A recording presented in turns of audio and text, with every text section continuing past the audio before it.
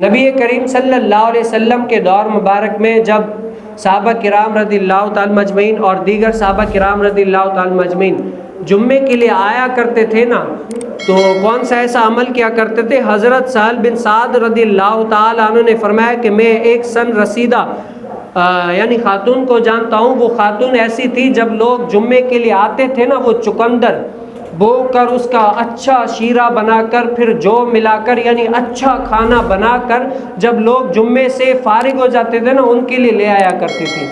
تو لے آیا کرتی تھی کہ جو لوگ جمعے سے فارغ ہو جائیں گے نا ان کو کھلایا کریں گے. آج بھی جیسے ہمارے یہاں پر مسجد کے اندر ہے، دیگر جگہ پر بھی آپ نے دیکھا ہوگا جب جمعے کے بعد کیا لنگر رضویہ ہوتا ہے، لوگوں کو لنگر کھلایا جاتا ہے. یہ بھی کیا ہے؟ نبی کریم صلی اللہ علیہ وسلم کے صحابہ کی سنت ہے. کیا ہے کہ لوگ چلے نہ جائیں بلکہ بیٹھے رہیں، وہاں پر بیٹھیں گے، کھائیں گے، رزق میں برکت ہوگی، ثواب ملے گا. تو صحابہ کرام کیا فرماتے؟ کبھی کبھار ہم اس لنگر کی وجہ سے بھی تاخیر کیا کرتے تھے کہ آئے گا کھا کے پھر جائیں گے.